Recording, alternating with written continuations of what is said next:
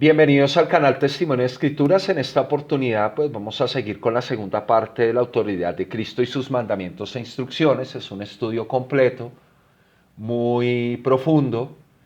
Entonces tómese el tiempo para estudiarlo, compartirlo si quiere, con las personas que usted considere que ya están listas para la madurez espiritual. Entonces vamos a leer, realmente no hay que opinar mucho por mi parte. Quizás salgan algunas pequeñas profundizaciones o explicaciones adicionales, pero con respecto al texto. En la primera parte de este estudio analizamos y profundizamos en la autoridad integral de Cristo como cabeza, piedra angular y autoridad doctrinal de la comunidad de creyentes, lo que llaman iglesia. Ahora vamos a explorar, descubrir y profundizar en los mandamientos de Cristo, fuente fundamental de verdad y vida eterna. Para lograr la máxima objetividad posible en esta exploración y profundización, se aplicará juiciosamente la ciencia de la justicia del proceso testimonial bíblico, que ordena al Padre en su ley y Cristo en sus mandamientos. Deuteronomio 19:15, Mateo 18:16. Descubriendo y comprendiendo los mandamientos junto con sus instrucciones de Cristo, con los únicos mandamientos e instrucciones como los únicos para la salvación, conocimiento de la verdad y la vida eterna, comprendiendo que los objetivos de Dios, según Jesucristo y los apóstoles, es que los hombres sean salvos y lleguen al conocimiento de la verdad. Y obviamente, pues, como resultado, la vida eterna. Objetivos. Análisis etimológico del concepto mandamiento en hebreo y griego bíblico, su correlación lingüística y su clarificación conceptual para un entendimiento pleno, profundo y racional del concepto. Los 4 evangelios canónicos y el libro de Apocalipsis como fuente testimonial de los mandamientos de Cristo y sus múltiples testigos integrados. Los testimonios escritos sobre los mandamientos y las instrucciones de Cristo por Mateo, Marcos, Lucas, que son los evangelios sinópticos, y Juan, evangelio y libro de Apocalipsis, serán validados y verificados por medio de criterios de convergencia, coherencia, correlación, concordancia y equivalencia de los testigos y su testimonio, con el objetivo de establecer con claridad qué mandamientos debe adoptar y seguir el verdadero discípulo de Cristo, sin añadir mandamientos de hombres o de doctrinas de error. Los testimonios de profetas hebreos y apóstoles están subordinados a la autoridad doctrinal de Cristo siempre.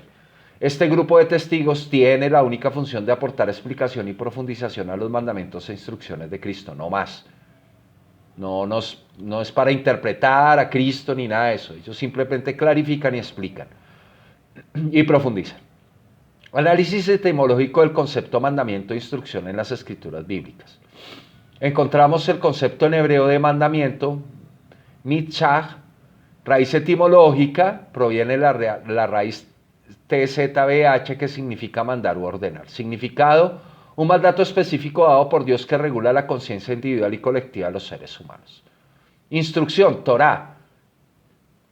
Raíz etimológica deriva de la raíz YRH, que significa instruir o enseñar. El único que nos enseña, el único maestro es Cristo. Significado: Él es la Torah viviente. Sí, exactamente, Él es el único maestro. Significado: se refiere a la doctrina sobre el mandamiento. Es una explicación práctica y realista del mandamiento que explica las responsabilidades y consecuencias del individuo y la comunidad sobre el mandamiento. Jesús las explica, el libro de Deuteronomio también las explica, Deuteronomio 28, y Jesucristo en los 4 evangelios más Apocalipsis nos explica responsabilidades y consecuencias con relación a Deuteronomio. Análisis de los conceptos en griego bíblico. Mandamiento, entole, raíz etimológica, deriva de entelo, que significa mandar u ordenar. Significado: mandamiento u orden, especialmente en el contexto de la doctrina de Cristo. Él es el mandamiento vivo del Padre. Instrucción, raíz etimológica, deriva, didascalia, deriva de didasco, que significa enseñar o adoctrinar. El único que adoctrina es Jesucristo. Significado: instrucción o doctrina usada en el Nuevo Testamento para referirse a la doctrina integral de Cristo. Convergencia conceptual. Autoridad divina.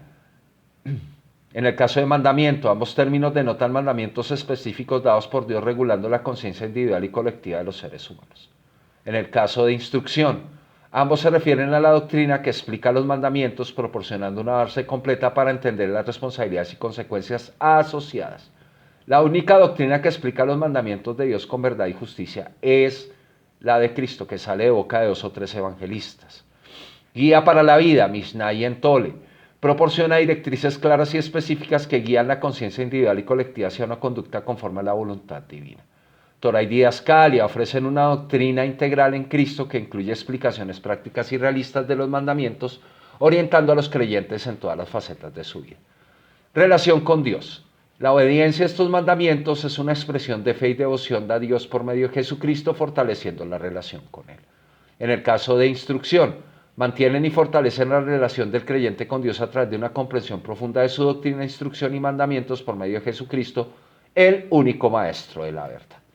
Consecuencias espirituales. En el caso de los mandamientos, seguir estos mandamientos lleva una vida en armonía con la voluntad de Dios, impactando posiblemente tanto la conciencia individual como colectiva. Torah y Didascalia, la instrucción doctrinal por medio de Cristo, conduce a una vida plena y justa, asegurando que los creyentes comprendan las responsabilidades y consecuencias de sus acciones. Mapa conceptual integrado, lo tienen acá, ustedes pueden pedir el formato en PDF, con mucho gusto se les entrega. Ahí están los contactos en la descripción del video. Vía WhatsApp puede ser sin ningún problema. Entonces hay una relación entre la autoridad divina, el mandamiento, son mandamientos dados por Dios, guía para la vida, proporciona directrices claras para la conducta correcta, relación con Dios, expresa su fe y devoción, consecuencias espirituales, conducen a una vida en armonía con la voluntad de Dios. En el caso de la instrucción, Torah o Didascalia, proporcionan una enseñanza abarcativa. ¿Qué debo hacer yo para cumplir el mandamiento? Guías para la vida. Enseñanza integral que incluye responsabilidades y consecuencias. Toda acción trae una responsabilidad y una consecuencia positiva o negativa.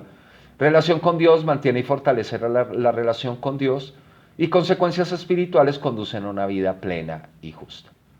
Conclusión del análisis etimológico. Este análisis y mapa conceptual integrado muestra cómo los términos hebreo y griego para mandamiento e instrucción convergen y se complementan entre sí. Ambos conjuntos de términos destacan la importancia de la autoridad de Dios, la guía para la vida, la relación con Dios y las consecuencias espirituales, proporcionando una comprensión completa y profunda del marco doctrinal. Todo esto proporcionado por Cristo. Esta integración enfatiza la relevancia de estos conceptos en la regulación de la conciencia individual y colectiva, asegurando una conducta alineada por medio de Cristo con la voluntad de Dios. Mandamientos de Dios en el nuevo pacto. Para determinar con exactitud qué mandamiento da Dios en el nuevo pacto es necesario primero verificar y validar el nuevo pacto como doctrina de Cristo y explicar concretamente por qué queda viejo y pronto a desaparecer el antiguo pacto, como nos dice el libro de Hebreos. Porque esa idea que saca Hebreos no viene de la nada, viene de Jesucristo. Testimonio del nuevo pacto. En este capítulo exploraremos la esencia del nuevo pacto instaurado por Cristo como la única y definitiva autoridad doctrinal. Cristo, la culminación de todas las profecías y la esperanza del Antiguo Testamento, se presenta no solo como el cumplimiento de la ley, sino como la base sobre la cual se edifica una nueva relación entre Dios y la humanidad. Los profetas hebreos y los apóstoles, aunque venerables en sus testimonios, subordinan su autoridad a la de Cristo, reconociendo en él la plenitud de la revelación divina. Eso es lo que debe hacer todo discípulo de Cristo. Porque Dios decidió hacer viejo y pronto a desaparecer el antiguo pacto para establecer un nuevo pacto mediante Cristo. La respuesta se encuentra en la totalidad del testimonio bíblico y en el contexto histórico. El antiguo pacto, basado en la ley mosaica, revelaba su santidad y justicia de Dios, pero también exponía la incapacidad humana para alcanzar la perfección divina por sus propios esfuerzos. Este pacto preparó el camino, enseñando la necesidad de un redentor. Con la llegada de Cristo, Dios introduce el nuevo pacto prometido a través de los profetas. Este pacto, sellado con la sangre de Cristo, ofrece una relación basada en la gracia y el amor incondicional. A través de su sacrificio, Cristo cumple y supera las exigencias de la ley, ofreciendo perdón y una nueva vida a todos los que creen. Este nuevo pacto es superior, no porque el antiguo fuera defectuoso, sino porque realiza plenamente lo que el antiguo pacto solo prefiguraba. Así, en Cristo, vemos la convergencia de la justicia y la misericordia de Dios. haciendo posible una renovación integral del corazón humano y una reconciliación definitiva con el Creador. En las próximas secciones profundizaremos en este trascendental cambio y la trascendencia de este nuevo pacto para nuestras vidas hoy. Testimonio de Cristo como autoridad doctrinal. Cristo se presentó como la autoridad final de doctrina, estableciendo un nuevo pacto. Algunas de sus declaraciones claves incluyen Mateo 5, 18, 19 y Juan 14, 6. Cristo expone la hipocresía de los escribas y fariseos. Mateo 23, 13, 15. ¿Sí? Y los profetas hebreos también nos hablan del nuevo pacto. Los profetas hebreos predijeron la venida del nuevo pacto debido a la corrupción de las repetidas apostasías de Israel. Algunos ejemplos incluyen Jeremías 31, 31, 32 y Ezequiel 36, 26. Ahí hay dos testigos del nuevo pacto, dos profetas que Jesucristo avala en sus enseñanzas de los evangelios canónicos. Los profetas también denunciaron las corrupciones. Isaías 29, 13 y Oseas 6, 6 nos habla de las corrupciones de Israel. El testimonio de los apóstoles, aquí los apóstoles subordinados a Cristo, expandieron el mensaje del nuevo pacto. Ellos también son testigos de que hay un nuevo pacto. Hebreos 8, 6, 7, y esto que son judíos. Sí, o sea, ahí está. Ellos son apóstoles judíos que nos dan testimonio a toda la humanidad de que Dios deja viejo y pronto a desaparecer el antiguo pacto y coloca un nuevo pacto a través de su Hijo Jesucristo. Hebreos 8, 6, 7 y 2 de Corintios 3, 6. Tenemos al apóstol Pablo y al escritor de Hebreos, que es desconocido, como que nos dan dos testigos dándonos testimonio del nuevo pacto. Análisis de criterios de verificación y validación doctrinal. El análisis de convergencia, coherencia, correlación, concordancia y equivalencia de los testimonios de Cristo, los profetas hebreos y los apóstoles demuestran una narrativa unificada y consciente sobre la necesidad del establecimiento de un nuevo pacto. La convergencia se refleja en cómo cada testimonio apunta hacia la creación de un nuevo y mejor pacto mediado por Cristo, que corrige las deficiencias del antiguo sistema y cumple las promesas proféticas. La coherencia de los mensajes es evidente al observar que las declaraciones de Cristo, las profecías de los profetas y las enseñanzas de los apóstoles están alineadas en la continuidad doctrinal, enfatizando la transformación espiritual requerida para una relación genuina con Dios. La correlación se manifiesta en que las críticas de Cristo a los escribas y fariseos coinciden con las denuncias proféticas sobre la corrupción y la falta de verdadero conocimiento de Dios.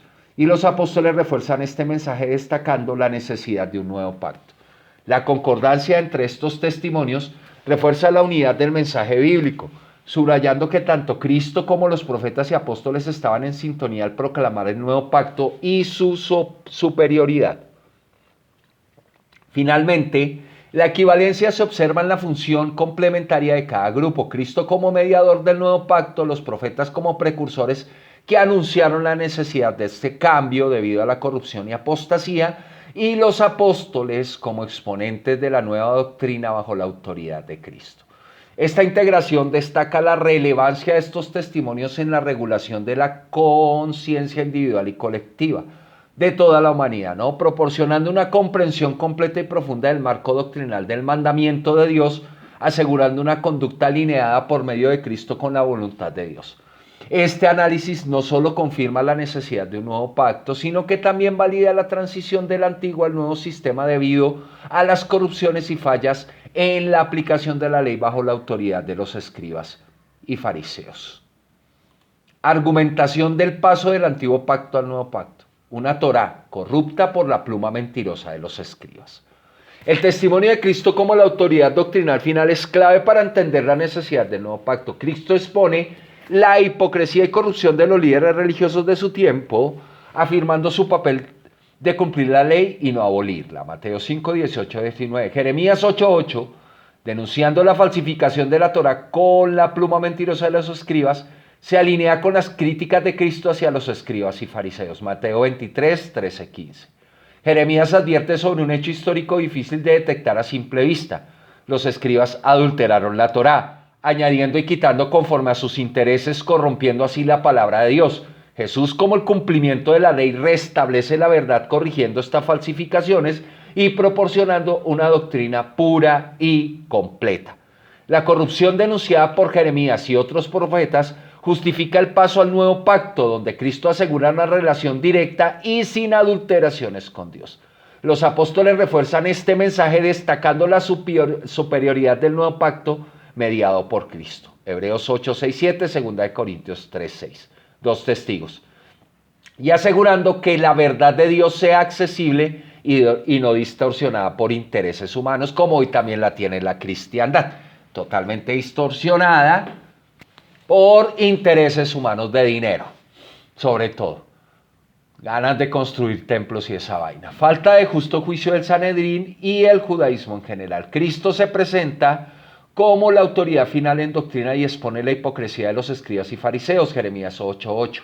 Denuncia la falsificación de la Torá con la pluma mentirosa de los escribas y Cristo expone la corrupción de los líderes religiosos de su tiempo, señalando una ruptura grave en la justicia divina. Esta falsificación de la Torá y la mala interpretación de la ley justifican la necesidad de un nuevo pacto, donde Cristo restablece la verdad y proporciona una doctrina pura. Jesús enfatiza la necesidad de justicia verdadera, condenando la hipocresía de los líderes religiosos que distorsionaban la ley, como hacen hoy también los predicadores cristianos. Las denuncias proféticas y las enseñanzas de Jesús señalan una disonancia entre la práctica religiosa y los principios fundamentales de justicia y misericordia, justificando el paso al nuevo pacto. Los apóstoles continúan este mensaje reafirmando que en el nuevo pacto la justicia de Dios es central y se aplica de manera equitativa y verdadera a todos. Este análisis no solo confirma la necesidad de un nuevo pacto, sino que también valida la transición del antiguo al nuevo sistema debido a las corrupciones y fallas en la aplicación de la ley bajo la autoridad de los escribas y fariseos. La falta de justo juicio en el sistema judicial basado en la Torá fue un problema central denunciado por los profetas y Jesús. Isaías 59:14 y otros pasajes muestran cómo el derecho y la justicia se retiraron y Cristo reafirma la necesidad de una justicia verdadera, condenando la hipocresía religiosa. Las denuncias proféticas y las enseñanzas de Cristo subrayan la necesidad de un nuevo pacto para restablecer la justicia divina y proporcionar una relación genuina y justa con Dios. En conclusión, la integración de estos testimonios proporciona una comprensión completa y profunda del marco doctrinal, asegurando una conducta alineada con la voluntad divina y destacando la centralidad de Cristo en el nuevo pacto. Repetidas apostasías de Israel. La repetida apostasía de Israel es un tema recurrente en las Escrituras, comenzando desde el tiempo de los jueces hasta el ministerio de Cristo, y es fuertemente denunciada por los profetas hebreos y reafirmada por los apóstoles.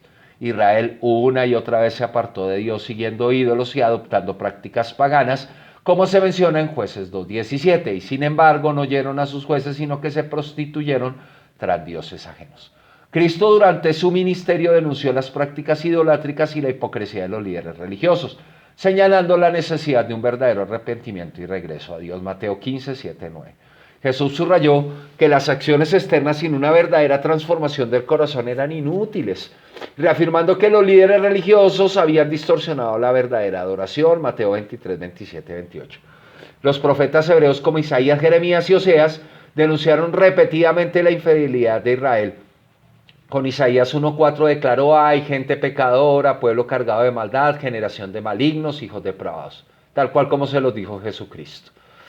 Dejaron a Dios, provocaron a ir al Santo de Israel, se volvieron atrás. Jeremías 3:20 compara a Israel con una esposa infiel. Ciertamente, como la esposa infiel abandona a su compañero, así prevaricasteis contra mí, oh casa de Israel, dice el Señor. Dice Dios. Corrijamos porque es que esto hace parte de un asuntico ahí con los judíos helénicos en su traducción de la Septuaginta. Oseas, utilizando la metáfora del matrimonio, expone la infidelidad de Israel y su continuo retorno a la idolatría. Oseas 4:12, ahí está la idolatría cristiana, ¿sí? Católica totalmente. Los apóstoles también abordaron este tema, destacando la necesidad de evitar la apostasía y permanecer fieles a la nueva alianza en Cristo. En Hebreos 3:12 se advierte: mirad, hermanos, que no haya en ninguno de vosotros corazón malo de incredulidad para apartarse del Dios vivo. El mensaje unificado de Cristo, los profetas y los apóstoles subrayan la gravedad de la apostasía de Israel y la constante llamada al arrepentimiento y fidelidad a Dios, justificando así la necesidad de un nuevo pacto que garantice una relación renovada y auténtica con Dios, libre de corrupciones del pasado. Volvieron y la corrompieron estos cristianos en el siglo II. Este análisis demuestra una narrativa lógica y profunda de cómo la infidelidad histórica de Israel y del cristianismo llevó al establecimiento de un pacto superior mediado por Cristo que cumple y supera las limitaciones del antiguo pacto. ¿Por qué creen que Jesús tiene que venir por segunda vez? Porque lo que hizo el cristianismo fue exactamente lo que hizo el judaísmo. Y tiene que volver a venir a restaurar el pacto, cielos nuevos y tierra nueva, ¿sí? Volver otra vez al nuevo pacto. El nuevo pacto se diluyó, se perdió históricamente. Sanedrín y escuelas rabínicas no instruidas por Dios. Lo mismo que templos construidos cristianos que no están instruidos por Cristo, púlpitos construidos que no están instruidos por Cristo, reuniones de más de 3 personas que no están instruidos por Cristo, exactamente lo mismo que hace el Sanedrín y las escuelas rabínicas.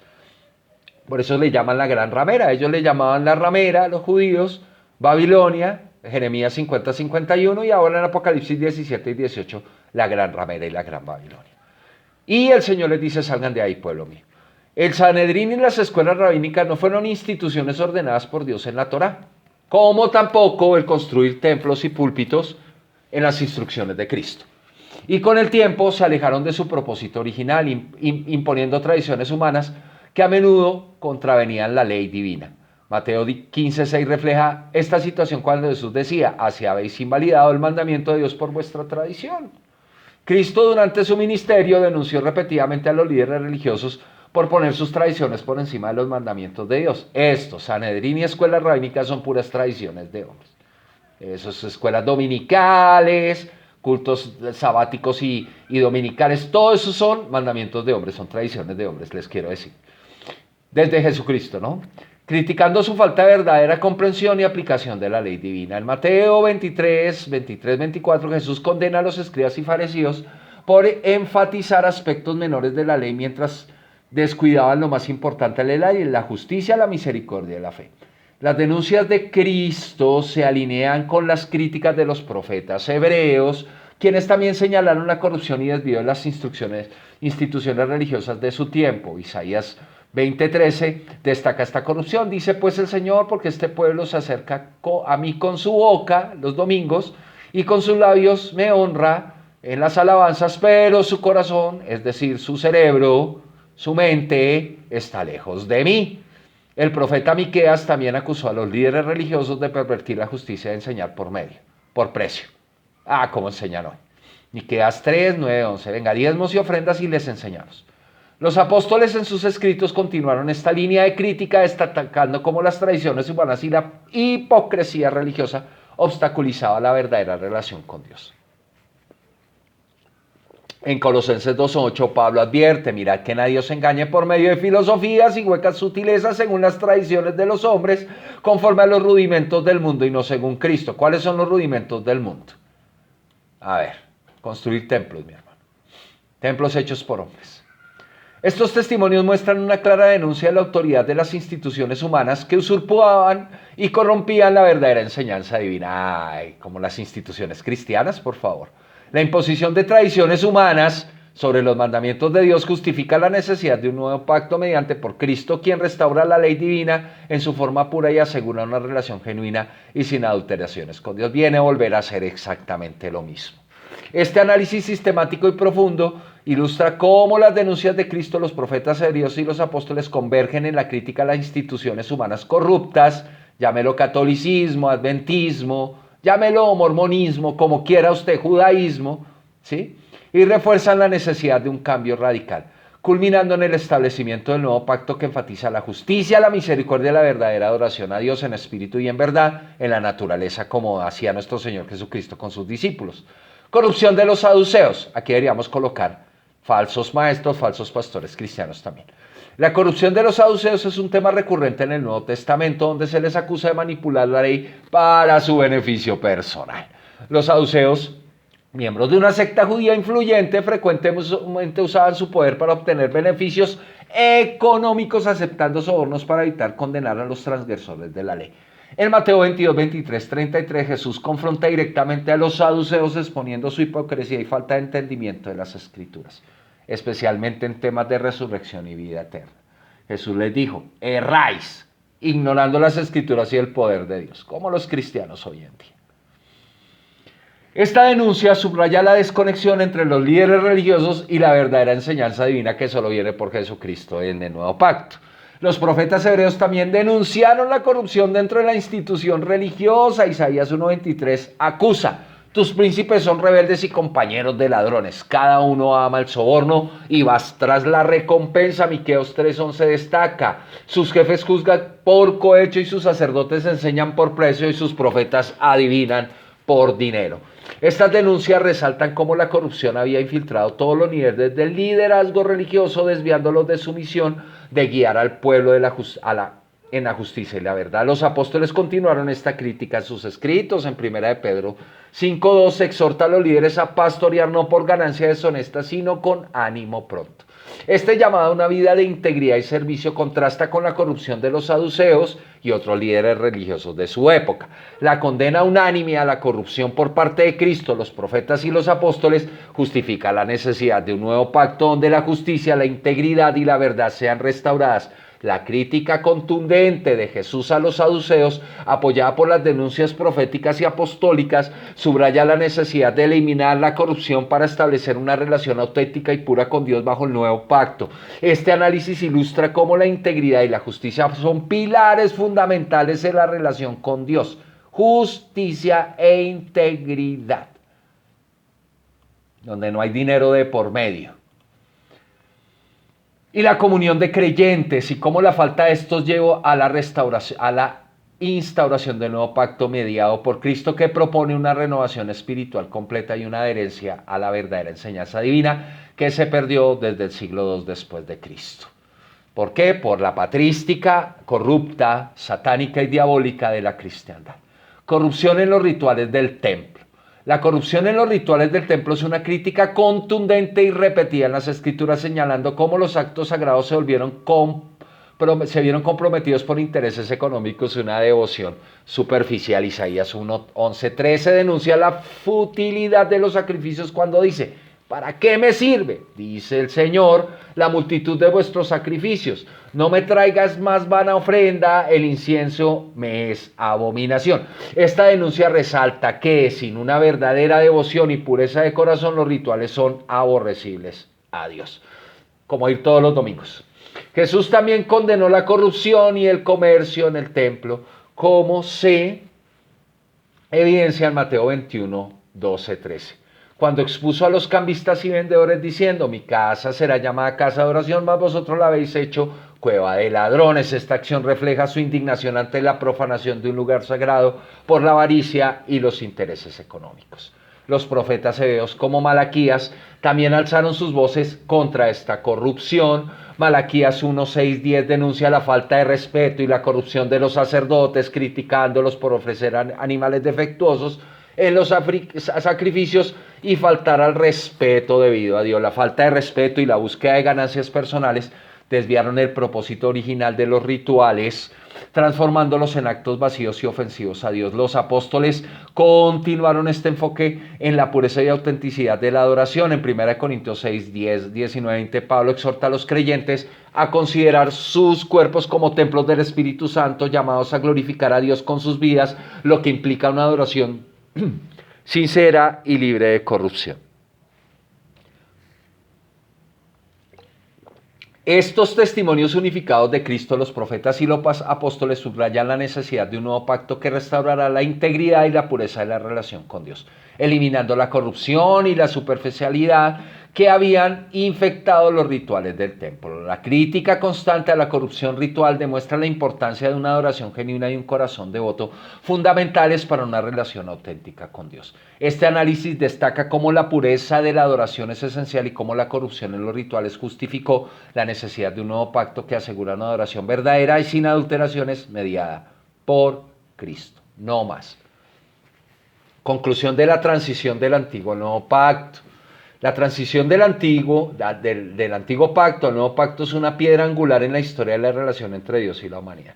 Esta conclusión integral destaca por qué aceptar el nuevo pacto de Cristo es esencial y por qué el antiguo pacto fue necesario quitarlo debido a los múltiples argumentos presentados. En primer lugar, Cristo se establece como la autoridad doctrinal suprema cumpliendo y perfeccionando la ley de Dios. Sus denuncias contundentes contra la corrupción de los escribas y fariseos, quienes adulteraron la Torá con la pluma mentirosa y pusieron tradiciones humanas por encima de los mandamientos de Dios, subrayan la necesidad de una doctrina pura y verdadera. Jesucristo en su vida y enseñanza no solo expuso estas corrupciones, sino que también ofreció un cambio de redención basado en justicia, misericordia y verdad, superando las limitaciones y fallas del antiguo pacto. Los profetas hebreos, desde Jeremías hasta Isaías, predijeron la venida de un nuevo pacto debido a la repetida apostasía de Israel y la falta de justo juicio en la aplicación de la ley. Estas profecías resaltan cómo Israel se apartó de Dios adoptando prácticas paganas e ídolos y cómo los líderes religiosos fallaron en aplicar la justicia verdadera, permitiendo la corrupción y la inequidad. La promesa de un nuevo pacto, donde Dios pondrá su ley en los corazones de su pueblo y les dará un espíritu nuevo, es una respuesta directa a estas fallas sistemáticas. Los apóstoles, al expandir el mensaje de Cristo, enfatizaron la superioridad del nuevo pacto, el cual está establecido sobre mejores promesas y mediado por Cristo mismo. El nuevo pacto ofrece una relación directa con Dios, libre de las corrupciones humanas que plagaron el sistema religioso del antiguo pacto. Las críticas unánimes de Cristo, los profetas y los apóstoles contra las instituciones religiosas corruptas refuerzan la necesidad de un cambio radical y la implementación de un pacto renovado. La corrupción en los rituales del templo, la falta de verdadero juicio y la manipulación de la ley por los saduceos y otros líderes religiosos evidencian que el sistema del antiguo pacto estaba profundamente defectuoso y era incapaz de cumplir con la justicia y la pureza requeridas por Dios. Los testimonios contundentes de Isaías y Malaquías contra la superficialidad y los intereses económicos de los rituales del templo muestran que el culto a Dios había sido reducido a meras formalidades vacías de significado. Aceptar el nuevo pacto de Cristo es abrazar una relación auténtica y transformadora con Dios, basada en la verdad, la justicia y la misericordia. Es reconocer la necesidad de una renovación espiritual que supera las corrupciones y fallas del pasado. Cristo ofrece un camino de redención y un pacto que no solo cumple, sino que también trasciende las limitaciones del antiguo pacto, garantizando una comunión plena y sincera con Dios. En conclusión, aceptar el nuevo pacto es un acto de fe racional y lógico, fundamentado en la necesidad de una relación renovada y pura con Dios mediada por Cristo. Este pacto asegura que la ley divina se viva de manera auténtica y profunda, libre de las corrupciones humanas que comprometieron el antiguo sistema. La coherencia y convergencia de los testimonios de Cristo, los profetas y los apóstoles presentan un llamado claro y convincente para abrazar el nuevo pacto y vivir en plenitud de la verdad y la justicia divinas. Único mandamiento de Dios en el nuevo pacto: a Él oíd.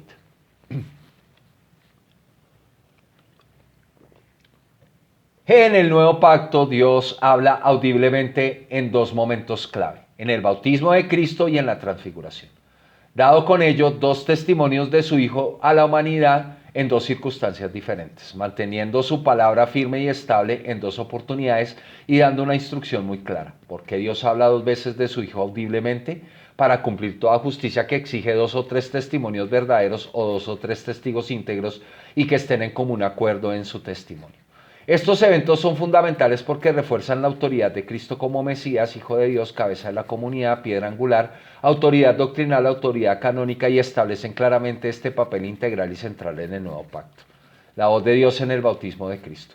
Durante el bautismo de Jesús, Dios habla audiblemente validando y confirmando la identidad, misión y autoridad de Jesucristo. Tienen el testimonio en Mateo 3, 16, 17 para que lo lean.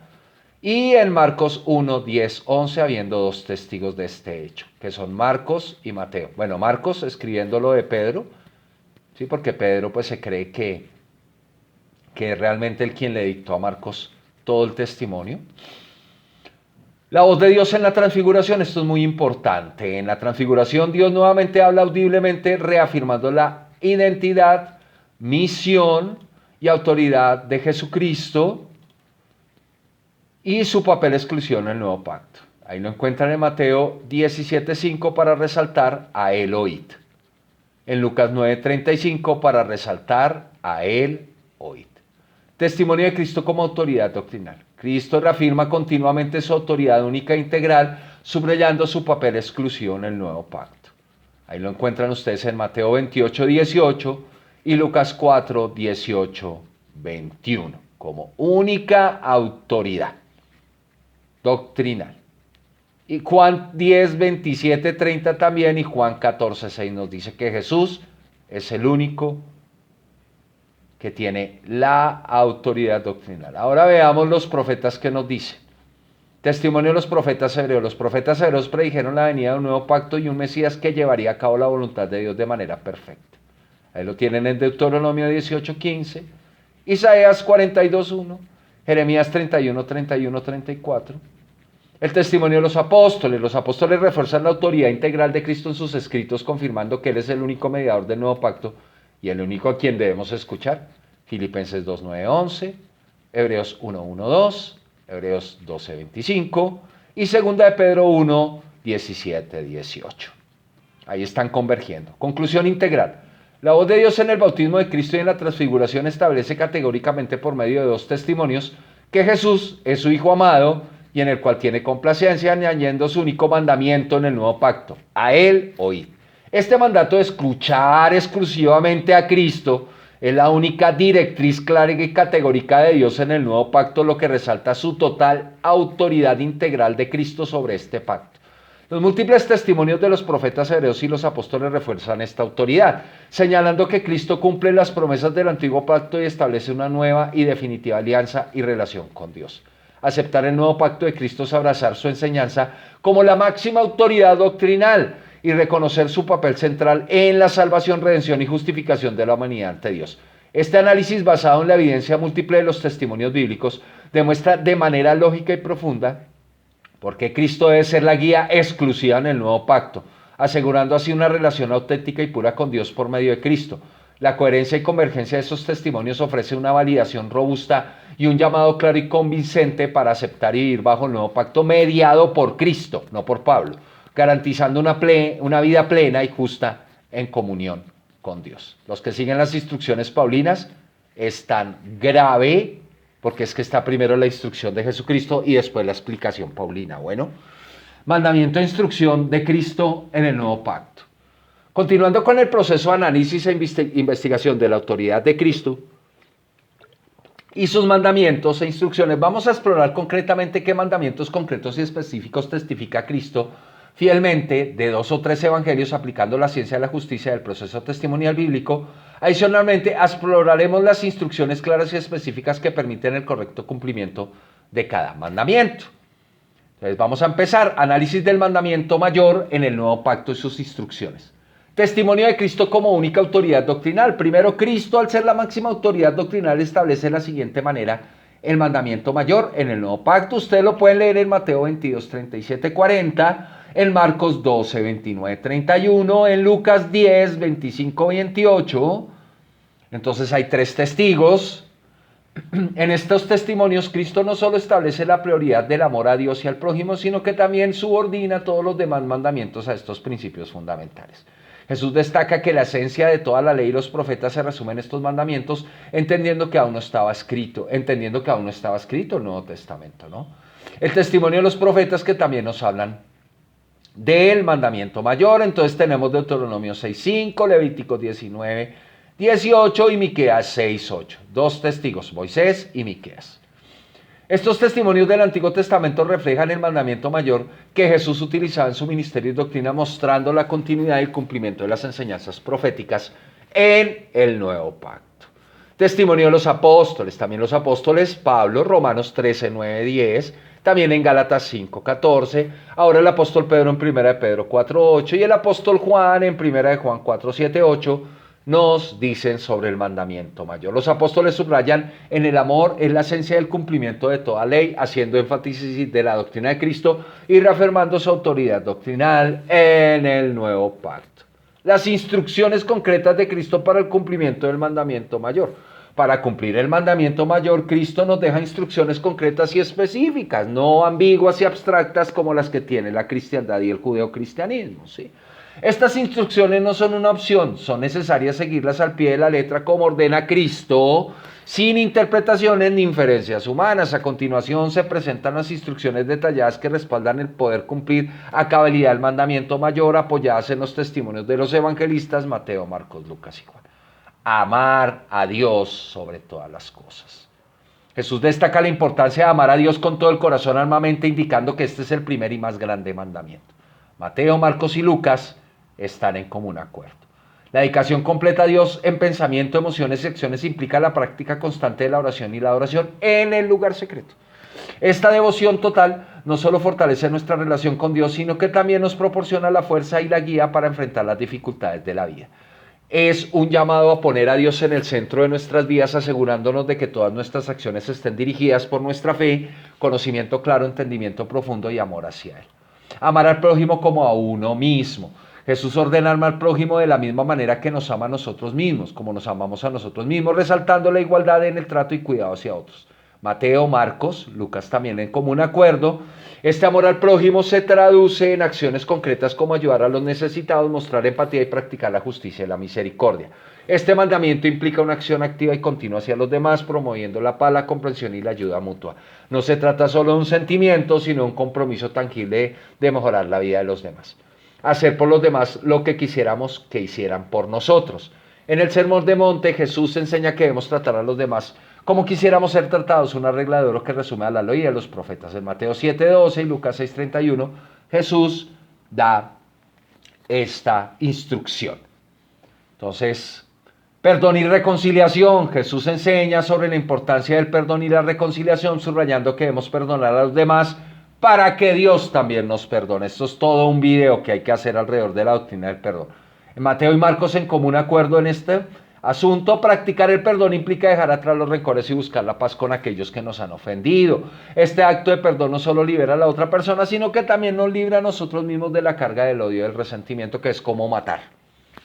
El perdón es fundamental para la sanación personal y comunitaria, permitiendo vivir en paz y armonía. Sacrificio y servicio. Jesús habla del amor sacrificial, poniendo su propia vida como ejemplo máximo de amor y servicio a los demás. Ahí está Juan y Marcos en común acuerdo. Este amor sacrificial requiere poner la necesidad de los demás por encima de las propias, estar dispuesto a hacer sacrificios personales. Este nivel de compromiso y dedicación es una muestra profunda de amor verdadero, reflejando la enseñanza de Jesús de que no hay amor más grande que dar la vida por los amigos. Nos llama a ser destinados y desinteresados y generosos, viviendo para servir y apoyar a los demás. Testimonio y difusión del Evangelio. Ahí tienen ustedes el testimonio de Mateo, Marcos, Juan. Jesús encarga a sus discípulos compartir el Evangelio y hacer discípulos en todas las naciones. Una muestra de amor hacia el prójimo. Lo pueden leer en el documento si lo quieren. Instrucciones de amor recíproco. Jesús también enseña sobre el amor recíproco entre los discípulos, indicando que deben amarse los unos a los otros, como Él los ama. Mateo, Lucas y Juan dándonos testimonio del amor recíproco. Este análisis sintetiza las instrucciones de Cristo sobre cómo cumplir el mandamiento mayor, destacando la doctrina central de los evangelistas Mateo, Marcos, Lucas y Juan como testigos múltiples de las instrucciones de Cristo. Estas instrucciones no solo son explícitas y claras, sino que también nos guían en la práctica diaria de la fe, el amor hacia Dios y al prójimo. El mandamiento mayor, la conclusión. En el nuevo pacto establecido por Cristo como máxima autoridad doctrinal es amar a Dios con todo nuestro ser y amar a nuestro prójimo como a nosotros mismos. Este mandamiento resume toda la ley y los profetas y es el principio fundamental que debe guiar la vida de los creyentes. Las enseñanzas de Cristo están respaldadas y anticipadas por los profetas hebreos y reafirmadas por los apóstoles, mostrando una coherencia y continuidad en la revelación divina. Al centrar el nuevo pacto en el amor, Cristo supera las limitaciones y corrupciones del antiguo sistema, ofreciendo un camino de redención basado en la justicia, la misericordia y la verdad. La evidencia múltiple de los testimonios bíblicos subraya la importancia de este mandamiento, demostrando de manera lógica y profunda por qué debe ser aceptado y vivido por todos los creyentes. Aceptar el nuevo pacto de Cristo es reconocer su autoridad suprema y seguir sus enseñanzas, asegurando así una relación auténtica y pura con Dios fundamentada en el amor verdadero y la justicia divina. Mandamiento a hacer justicia. El mandamiento a hacer justicia es un principio fundamental en la enseñanza bíblica que se destaca a través del testimonio de múltiples testigos. asegurando así su relevancia y aplicación en la vida comunitaria. Este mandamiento, respaldado por los evangelistas y los apóstoles, se centra en la imparcialidad y la rectitud en todos los aspectos de la vida, tanto y dentro como fuera de la comunidad. El proceso testimonial. En la doctrina de la justicia según Cristo, la importancia de contar con el testimonio de 2 o 3 testigos es una instrucción innegable. Deuteronomio, Mateo y Corintios. Ahí está, profeta, Jesucristo y apóstoles. Jesucristo de primeras, profeta y apóstol. Subrayando la necesidad de una base sólida y justa para cualquier revelación, acusación o juicio. Este principio asegura que los testimonios y juicios se realicen con integridad y justicia, evitando entendimientos cerrados y decisiones apresuradas o basadas en testimonios insuficientes. Un ejemplo de la aplicación práctica de esta instrucción es la transfiguración de Cristo, donde él mismo lleva consigo a Pedro, Juan y Jacobo como testigos oculares del evento para que ellos dieran fe de manera independiente pero convergente del suceso al mundo entero. Note usted que Jesús no lleva consigo un solo testigo, lleva 3 testigos aplicando su propia doctrina de la justicia. Objetivos de hacer justicia. Justos juicios sobre las personas. Aplicar la justicia implica evaluar las acciones de las personas con equidad usando 2 o 3 testimonios, asegurando que todos sean tratados con imparcialidad y sin favoritismos. La justicia se convierte así en un pilar para la convivencia armoniosa y el bienestar comunitario. Evaluación de la doctrina. Hacer justicia también implica discernir correctamente la doctrina, protegiendo a la comunidad de enseñanzas erróneas y asegurando que las verdades bíblicas se mantengan intactas y sin distorsión. Para construir una doctrina sana es necesario contar con múltiples testigos bíblicos, asegurando que cada doctrina esté respaldada por 2 o 3 evangelistas, 2 o 3 profetas, 2 o 3 apóstoles, todos dando soporte sólido y argumentos concretos. La principal testimonio es el de Cristo y el testimonio de los profetas y los apóstoles están subordinados al de Cristo. Esto evita la inferencia humana corrupta y la interpretación privada que está señalada como una práctica apóstata de la fe y en Cristo. Comportamiento dentro y fuera de la comunidad. El mandamiento a hacer justicia no se limita a la vida, interna de la comunidad, sino que también se extiende a nuestras interacciones en el mundo exterior. Esto incluye prácticas comerciales justas, honestidad en todas las relaciones y una ética de trabajo que refleje los valores del reino de Dios. En resumen, el mandamiento a hacer justicia, fundamentado en el testimonio de múltiples testigos, es crucial para mantener la integridad, la equidad y la verdad, tanto en la vida personal, la doctrina, como en la vida comunitaria. Este análisis resalta la necesidad de seguir este principio en todos los aspectos, asegurando un justo juicio y una doctrina pura que guíe el comportamiento correcto y dentro y fuera de la comunidad. Testimonio de Cristo como autoridad doctrinal. Cristo establece la importancia del justo juicio como un principio esencial en sus enseñanzas. Mateo 7:1-2, Juan 7:24. En estos pasajes se subraya la necesidad de un juicio justo y equitativo que no se base en apariencias superficiales, sino en la verdad y la justicia. Este mandamiento a hacer justicia se aplica tanto a uno mismo como a los demás, asegurando que nuestras acciones y juicios reflejen la equidad y la verdad divina. En el libro de Apocalipsis, Cristo reafirma su rol como juez justo, Apocalipsis 19:11. Entonces vi en el cielo abierto y aquí un caballo blanco, y el que lo montaba se llamaba Fiel y Verdadero, y con justicia juzga y pelea. Aquí Cristo es presentado como el juez que juzga con justicia, asegurando que sus juicios son imparciales y basados en la verdad. Aquí tiene usted el testimonio de los profetas con respecto al justo juicio, Isaías 1:17, Miqueas 6:8, para que los busque y los lea, Zacarías 7:9. Estos pasajes reflejan la constante insistencia de los profetas en que Israel debía practicar la justicia y la equidad, especialmente hacia los más vulnerables. Y el testimonio de los apóstoles, 1 Corintios 4:5, Pablo, Santiago 2:12-13, y el autor de Hebreos desconocido, Hebreos 10:28-29, nos dicen: estos pasajes muestran cómo los apóstoles aplicaron el mandamiento de hacer justicia a sus comunidades, enfatizando la necesidad de juzgar con equidad y misericordia, y asegurando que las doctrinas se construyan sobre la verdad y el justo juicio. La ciencia de la justicia en la construcción doctrinal. La justicia es un principio central en la construcción doctrinal y la sobreedificación de la fe, según los mandamientos de Cristo. La justicia se fundamenta en la verdad y la equidad y es aplicada mediante juicios imparciales y honestos. La instrucción de Cristo para el cumplimiento del mandamiento a hacer justicia se hace esencial que se escuche el testimonio de múltiples testigos siguiendo el principio bíblico de boca de 2 o 3 testigos se decide todo asunto. Deuteronomio, Isaías, Mateo y Juan y Corintios, nos presentan el testimonio sobre este principio. Este principio asegura que las doctrinas, los juicios sobre las personas y las decisiones entre la comunidad de los creyentes estén basadas en evidencia clara, verificada y validada y verificada, ¿sí? Evitando la interpretación escribana, fariseísta y privada. Aplicación en la doctrina. La construcción y solidificación de la sana doctrina debe ser justa, transparente y basada en la doctrina de Cristo, quien es la piedra angular y autoridad única y máxima de la doctrina, y el canon bíblico, y confirmada, explicada y profundizada por los profetas y apóstoles, quienes están subordinados a la autoridad única y máxima de Cristo.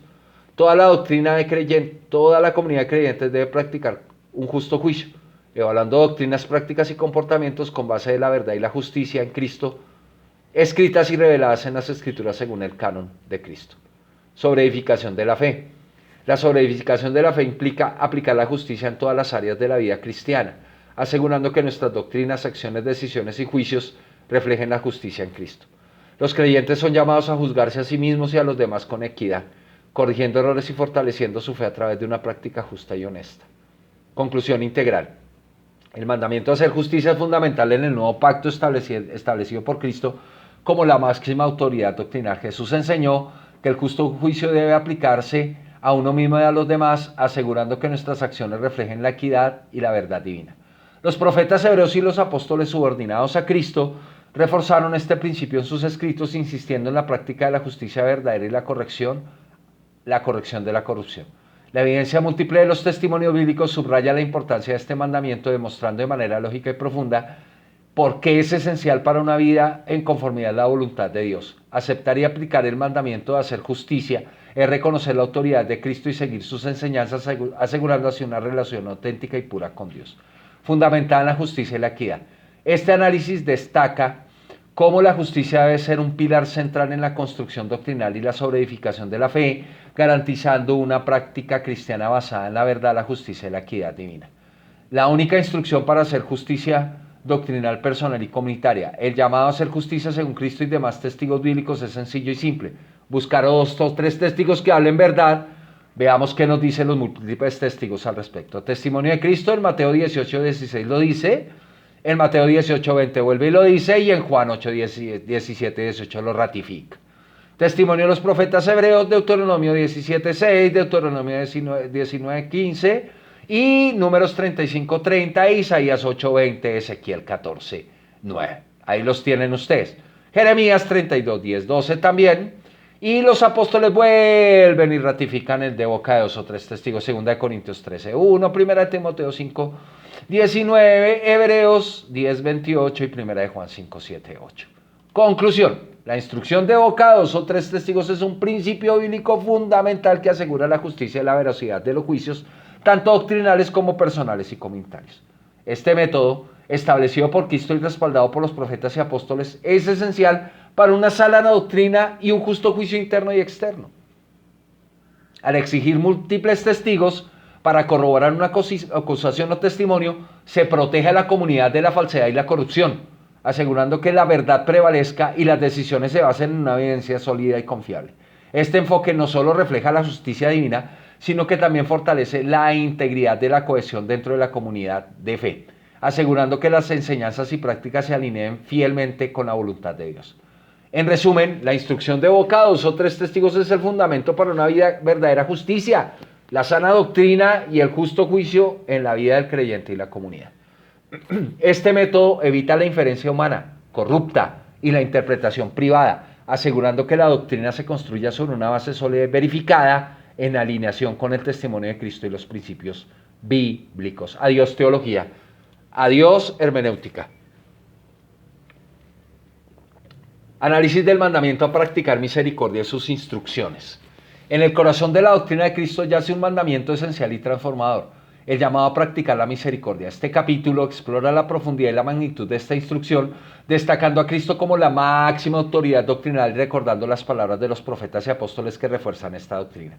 Desde las bienaventuranzas proclamadas por Jesús hasta sus actos de compasión más íntimos, Cristo nos muestra que la misericordia no es solo un sentimiento, sino una acción tangible que transforma vidas. Los profetas hebreos como Miqueas e Isaías nos recuerdan que Dios valora la compasión y la justicia por encima de los sacrificios rituales. Los apóstoles en sus epístolas exhortan a sus creyentes a ser misericordiosos y compasivos, reflejando el perdón y la benignidad de Dios en Cristo. Practicar la misericordia es más que un acto de obediencia, es una manifestación visible del amor de Dios y una característica distintiva de aquellos que siguen a Cristo. Este mandamiento, sustentado por múltiples testimonios bíblicos, asegura que las doctrinas de Cristo se vivan de manera auténtica y tangible, construyendo una comunidad de fe que refleja la naturaleza compasiva y amorosa de Dios. A través de este capítulo seremos desafiados a alentarnos a abrazar la misericordia en todas sus formas, permitiendo que el amor y la compasión de Dios transformen no solo nuestras vidas, sino también las vidas de aquellos que nos rodean. La misericordia es el sello distintivo de la verdadera fe en Cristo y fundamentado en una comunidad justa y amorosa. Testimonio de Jesucristo de la misericordia. Mateo 5:7, Mateo vuelve otra vez, Marcos 10:45, Lucas 6:36, Lucas 10:37, Juan 8:1. Testimonio de los profetas hebreos. Miqueas 6:8, Oseas 6:6, Isaías 58:6-7. 3 testigos. Y el testimonio de los apóstoles está Santiago en 2:13, el apóstol Pablo en Efesios 4:32 y Pedrito, el apóstol Pedro, en 1 Pedro 3:8. Conclusión. El mandamiento a practicar misericordia es una enseñanza central en la doctrina cristiana destacada y ejemplificada por Cristo y respaldada por los profetas y apóstoles. Jesús, como máxima autoridad doctrinal, instruye a sus seguidores a ser misericordiosos, reflejando la misericordia del Dios Padre. Esta misericordia no solo es una disposición interna, sino que se traduce en acciones concretas de compasión y ayuda hacia los necesitados, perdón hacia los que nos ofenden y un amor incondicional que trasciende las barreras sociales y personales. La enseñanza de los profetas como Miqueas y Isaías refuerzan esa necesidad de misericordia al subrayar que Dios valora la compasión y la justicia más que los sacrificios rituales. La práctica de la misericordia es vista como una demostración tangible del amor y la obediencia a Dios. Los apóstoles continúan este énfasis en sus epístolas, resaltando que la misericordia debe ser una característica distintiva de los seguidores de Cristo. Santiago advierte que el juicio sin misericordia será implacable para aquellos que no muestren misericordia, subrayando que la misericordia triunfa sobre el juicio. Pedro y Pablo exhortan a los creyentes a ser misericordiosos y compasivos, reflejando el perdón y la benignidad de Dios en Cristo. En conclusión, el mandamiento a practicar misericordia es fundamental para la vida del creyente, promoviendo una comunidad de fe que refleja la naturaleza compasiva y amorosa de Dios. Este mandamiento, validado por múltiples testimonios bíblicos, asegura que las enseñanzas de Cristo se vivan de manera auténtica y tangible, evitando la hipocresía y la dureza de corazón. Practicar misericordia es, por tanto, no solo un acto de obediencia a Dios, sino una manifestación visible de su reino en la tierra, asegurando una sana doctrina y un justo juicio interno y externo en la vida del creyente y de la comunidad. La misericordia es la esencia misma del carácter de Dios y por ende debe ser el sello distintivo de aquellos que siguen a Cristo. Análisis de los mandamientos relacionales y sus instrucciones, y con esto terminamos este video. El estudio de los mandamientos relacionales e instrucciones que se encuentran en la doctrina de Cristo dados a la comunidad de creyentes es fundamental para entender cómo los fieles deben relacionarse de manera efectiva y asertiva tanto con Dios como los miembros de la comunidad. Estos mandamientos no solo abordan la conducta personal y espiritual, sino que también establecen las bases para una convivencia armoniosa y edificante de la fe verdadera en Cristo. Para llegar a una comprensión pura y precisa de la doctrina de Cristo es esencial seguir el proceso testimonial. Este método, basado en la recopilación de testimonios de múltiples fuentes bíblicas, asegura que la comprensión y conclusión se sustente en una evidencia sólida y verificada. Es crucial reconocer que mientras los testimonios de los profetas hebreos y los apóstoles son valiosos y contribuyen significativamente a nuestra comprensión de las Escrituras, siempre deben estar subordinados a la autoridad doctrinal de Cristo. Cristo, como la máxima autoridad y la culminación de todas las profecías, proporciona la guía definitiva y la conclusión correcta. En este análisis exploraremos los mandamientos relacionales que Cristo enseñó, apoyándonos en los testimonios de los evangelios canónicos y otros escritos bíblicos. Al hacerlo buscaremos entender las instrucciones específicas que Jesús dio para fomentar relaciones saludables y espirituales enriquecedoras dentro de la comunidad de creyentes. Este enfoque nos permitirá no solo conocer los mandamientos, sino también aplicarlos de manera correcta y efectiva a nuestra vida diaria, contribuyendo así al bienestar colectivo y al fortalecimiento de nuestra fe. Al adherirnos al proceso testimonial, garantizamos que nuestras doctrinas se mantengan fieles a la verdad revelada por Cristo, evitando doctrinas de error, inferencias o desviaciones de la doctrina original. De esta manera, aseguramos que nuestras prácticas de fe reflejen auténticamente los principios y valores de Cristo como única cabeza de la comunidad, promoviendo una comunidad unida y guiada por el amor y la verdad de Dios. Mantenimientos e instrucción de Cristo para una sana relación con Dios. Entonces aquí están los testimonios de Cristo, Evangelio de Mateo, Mateo 4:10, Mateo 6:6, Mateo 6:9-13, Mateo 6:33, Mateo 22:37. Los testimonios en el Evangelio de Marcos, Marcos 12:30, Marcos 11:25, Marcos 1:35, que debía ir primero. En el Evangelio de Lucas, Lucas 4:8, Lucas 5:16, Lucas 10:27, Lucas 11:2-4, y en Juan 4:23-24, Juan 14:15, Juan 15:7, Juan 17:3. Instrucciones: adorar a Dios y servirle únicamente. Ahí están las referencias de los profetas hebreos, de los apóstoles y de Jesucristo. Ahí están. Orar con sinceridad y en secreto. Hacemos énfasis en esto. Ahí está. Las referencias de los profetas para que usted le ponga pausa y las estudie y las busque. Buscar el reino de Dios y su justicia, de boca de 2 o 3 testigos. ¿Ven? Referencias: Mateo, Lucas, profetas hebreos, Isaías y Jeremías, apóstoles, Pablo y el escritor de Hebreos. Amar a Dios con todo el corazón, alma, mente y fuerzas. Aquí están las referencias: Mateo, Marcos, Lucas. Aquí está Moisés y David. Y aquí están Pablo y Juan. Perdonar a los demás para recibir perdón de Dios, que ya lo vimos anteriormente, ¿no? Mateo, Marcos, Lucas, Isaías, Miqueas, Pablo y Santiago. Guardar los mandamientos de Cristo. Mateo, Juan, Moisés y David posiblemente, o uno de los judíos que escribió Salmos, y tenemos a Pablo y a Juan también. Conocer a Dios y a Jesucristo. Mateo, Juan, Oseas, Jeremías, Pablo y Pedro. Conclusión: este análisis integral y crítico de los mandamientos e instrucciones de Cristo para una sana relación con Dios revela la centralidad de la adoración exclusiva a Dios, la oración sincera, íntima y en secreto, nada de oraciones públicas, la búsqueda del reino de Dios, el amor total hacia Dios, el perdón, la obediencia a los mandamientos de Cristo y el conocimiento profundo de Dios y Jesucristo, que se hace a través de las Escrituras. Estas instrucciones, respaldadas por el testimonio de los profetas hebreos y los apóstoles, proporcionan un fundamento sólido y coherente para cultivar una relación auténtica y transformadora con Dios en el lugar secreto. Al adherirnos a esta enseñanza, aseguramos una práctica de fe que honra y refleja la pureza de la doctrina de Cristo. Ahora, en relación con la comunidad. En el ámbito de la comunidad de creyentes, Jesús estableció mandamientos e instrucciones específicas para asegurar relaciones saludables y espiritualmente edificantes. ¿Sí? Como ya me queda poquito tiempo aquí en el celular, vamos a resumir un poco. Yo le paso a usted el documento si quiere a través de WhatsApp. Es que no tengo casi capacidad en el celular de grabación. Testimonio de Cristo en los evangelios canónicos. Mateo 18:20, Mateo 18:16, Juan 4:21-24. Nos habla de la relación de 2 o 3 congregados en mi nombre. Vamos a ver. Beneficios mentales y espirituales de reunirse 2 o 3 personas como máximo. Garantiza la presencia de Cristo. La promesa de Cristo es concluyente en esta instrucción. Si hay 2 o 3 reunidos en mi nombre, yo estaré en medio de ellos. ¿Puede estar Cristo en una reunión de 4 o más personas? No hay ningún testimonio bíblico que garantice que Jesús estaría o estará donde hay más de 4 personas reunidas. Cada quien mire cómo sobreedifica y se hace consciente de la verdad. Intimidad y confianza.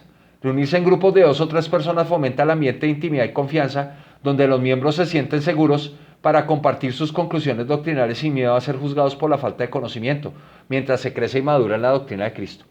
Permite compartir las necesidades y preocupaciones sin temor al juicio o a la divulgación de información personal. Atención personalizada. Las reuniones, como instruye claramente Cristo, de 2 o 3 personas permite una atención personalizada, facilitando el apoyo mutuo y el crecimiento espiritual individual. Cada miembro tiene la oportunidad de ser escuchado y de recibir corrección o consejo sabio específico. Fomentar la hermandad. Esta clara instrucción de Cristo de reunirse solo 2 o 3 personas fomenta la hermandad, ya que permite sobrellevar las cargas los unos a los otros, tomando la necesidad del otro como propia, aumentando la empatía y misericordia sincera y honesta.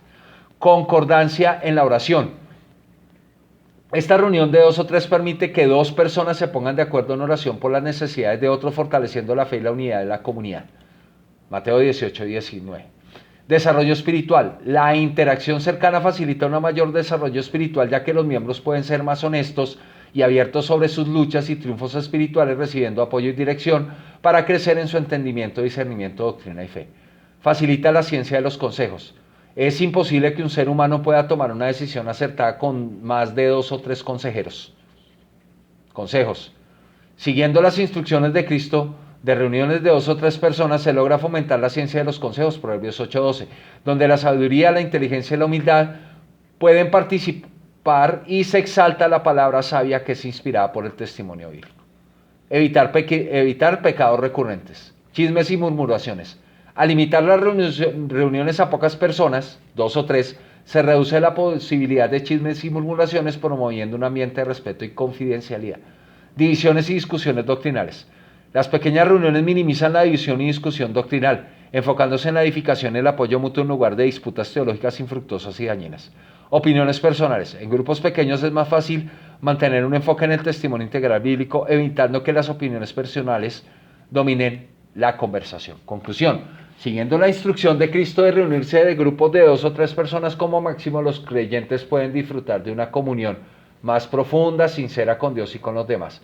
Este modelo de reunión no solo asegura un justo juicio interno y externo, sino que también evita pecados recurrentes como chismes, murmuraciones y divisiones, y promueve una relación sana y edificante en la comunidad de la fe. La presencia de Cristo en estas reuniones pequeñas garantiza que la comunión se centre en la adoración y crecimiento espiritual, alineados con el testimonio integral bíblico y la pureza de la doctrina de Cristo. Con esto damos por terminado el video el segundo video, la segunda parte de la autoridad de Cristo y sus mandamientos. Por favor, dejen comentarios aquí abajo, preguntas, dudas, y ahí en la descripción del video pues está la información de Testimonio de Escrituras. Estamos para servirle. Dios les bendiga a todos y muchas gracias.